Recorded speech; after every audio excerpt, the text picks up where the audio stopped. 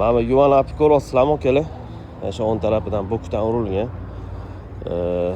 Bu yerda qiziq voqea bo'lyapti. Xullas, akalar qilib berasizlarmi deb olib kelishuvdi. Qilib beramiz dedim. Biroz maslahat qilmasdan ham mashinani sotib olishibdi. $8,000 sotib olishibdi. Kelib ham aytdi Fathxo'ja aka, mana shu mashinani sotyapman. Joyga o'zingizlarga olib qolinglar. Desa bo'ladi-yu. Biz o'zi ham misol chiroyli narx qilib berardik. 8,000 emas, 8,000 dan balandroqni qilib berardik. Negaki, kassa proflarimiz o'zidaniki bor. Bizga arzonroq tushadi, o'shani hisobiga. O'ziga mana shunaqa DTP urilgan mashina bo'lsa, olib qo'yaveramiz dedi.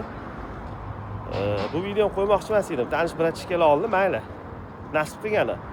Bu toshni hech qanday qapib o'tgan joyim ham yo'q. Balki men 8,000 emas, 10,000 berardim. Bu videoni ichi yondirish uchun qo'yayotganim yo'q. Maslahat qilingan ishga video qo'yapman.